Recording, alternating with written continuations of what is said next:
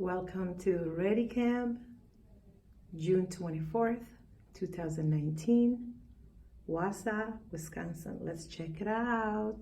About before, your role is to assist before the professional responders, before the firefighters arrive on scene. It was mentioned a couple times today, and it's worth noting, it's always worth re-emphasizing that responder safety is first and foremost. If you are injured or killed, you're not going to be of any help to anyone else. So you first have to take care of your responders in order so they can take care of others. We talked about the buddy system. You always work with a buddy, and you always wear safety equipment. The fire triangle. Heat, fuel, and oxygen. Without any one of these three things, you cannot have a fire. So your fuel can be, what kind of things that can be fuel? Like wood. Wood, paper, ordinary combustibles, right? What other kinds of fuels are there? Chemicals? Chemicals like what?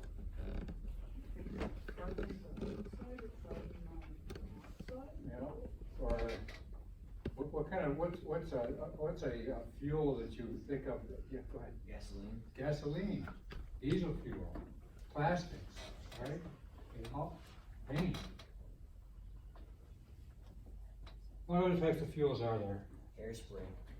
Hairspray. Yeah, there's all kinds of things that can burn or combust. What about electricity? Is that, yeah. These are all different types of fires too. All fire though needs a fuel, it needs a heat source, you have to have some way to ignite it, and you need oxygen. If you can remove the oxygen from the fire, fire goes out. If you remove the fuel from the fire goes out. If you remove the heat from the fire goes out. There's 5 different classes of fires. Ordinary combustibles, again, we talked about that, the paper, the wood. Flammable combustible liquids, diesel fuel, aviation fuel, gasoline. Energized electrical equipment. Energized electrical equipment. If you have something that's on fire, it's electrical, what's the first thing you should think about doing? I heard of it, but I want one of the students to say. What's one of the first things you should do if you have energized electrical? Yes? Turn off the power. Turn off the power. If you turn off the power, you might be turning off the fuel in that fire, right? Or the source of ignition. But the one thing you don't want to do is come in contact with any live power source, right? So if you can turn off power at the breaker, if you can turn off power by turning off a switch, that's fine. But you don't ever want to grab a power line, right? You never want to come in contact with an energized electrical line. Combustible metals. There's certain types of metals that will burn, and they're infrequently, but but you will see it. And cooking oils is type K fire. Reducing electrical hazards. You don't want to have too many plugs into an outlet. You don't want to run cords on the carpets. Why don't you want to do that? Why? No. Why don't you want to run cords under carpets? How does it catch fire? What are you doing when you?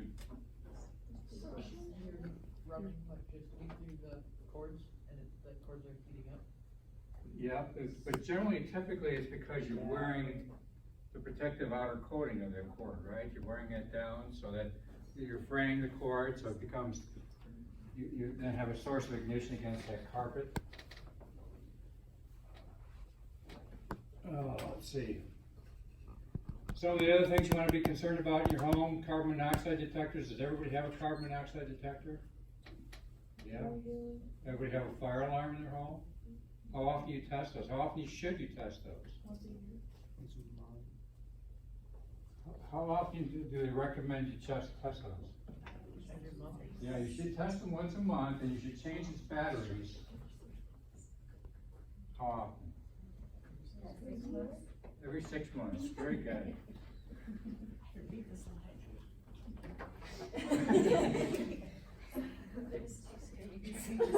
When you turn your clock forward, you turn your clock backwards. You can change your batteries.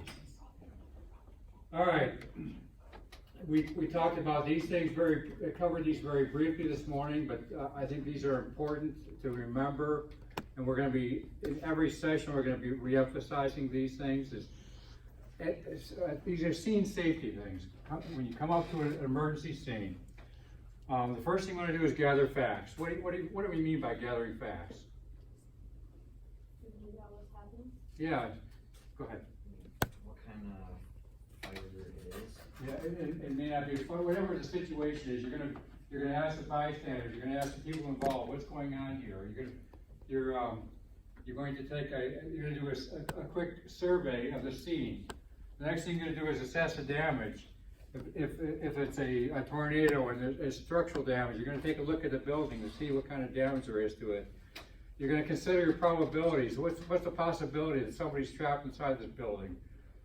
And totally assess the situation in terms of what are your resources and what are your capabilities of rendering aid. Establish priorities. Is there somebody injured?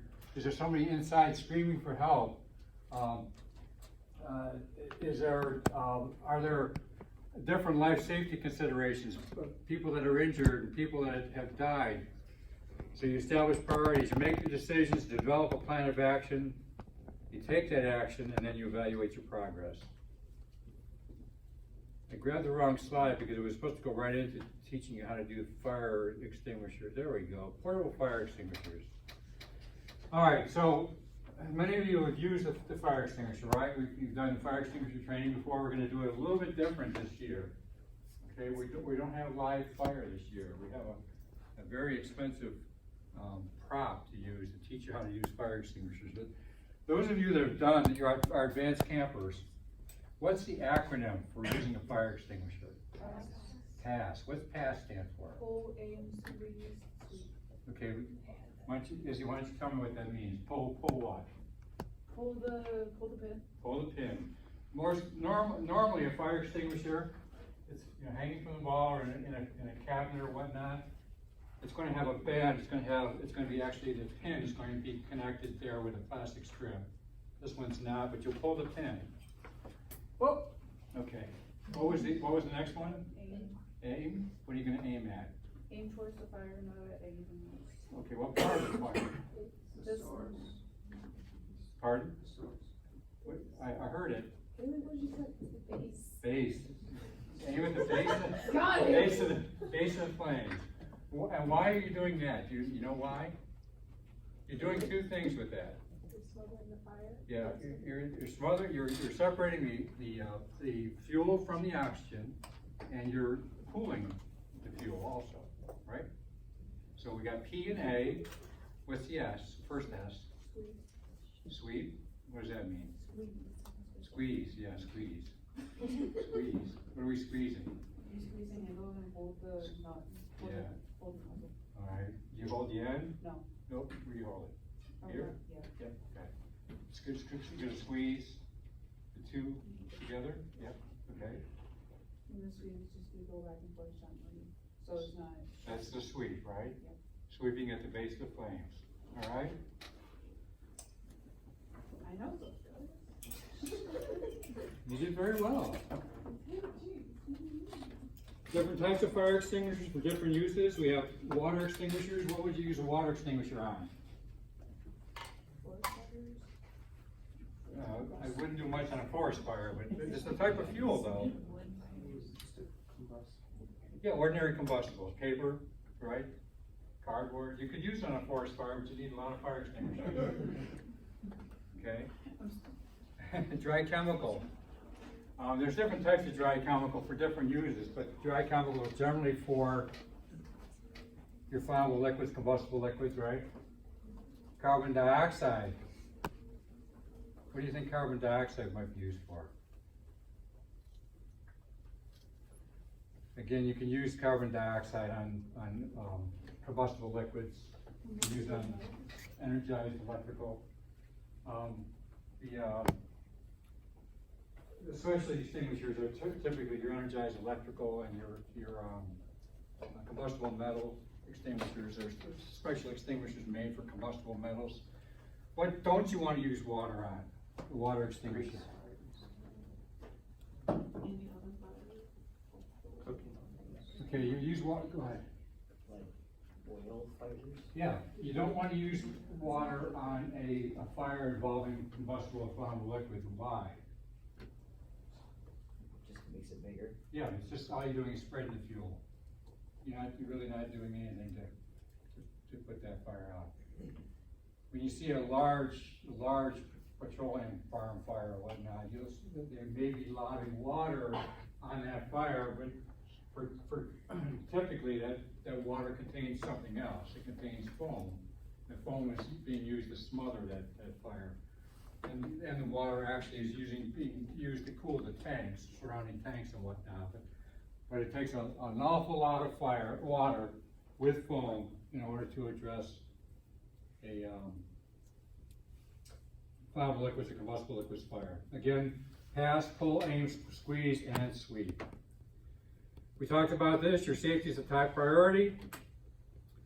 When you're doing fire, you should never attempt to extinguish a fire that you don't feel comfortable, that you know that it's too large a fire to extinguish using a handheld extinguisher. Now, those of you that have had practice with extinguishers, you kind of get the feel for what you can extinguish with a handheld extinguisher. You'll get some more practice tonight, but if the fire is too large to use, that you'll know, hey, that fire is too big for me to extinguish it with a fire extinguisher. Don't ever attempt it. The other thing is you never turn your back on a fire, right? You always keep that fire in front of you so you know what it's doing. Don't try to fight a fire alone. Always have a buddy with you. And don't enter smoke-filled areas. Why is that? You can get the smoke in your lungs and it'll cause you harm. Yeah, the smoke is what will overcome you. You'll pass off from asphyxiation. So, all right. Let's see. All right. For now, that's going to be good. What we're going to do, we actually are going to combine a couple of activities. Thank you for watching our video. Please give us a thumbs up and hit the subscribe button. And all of our contact information, if you would like more information, will be in the description box below. Thank you.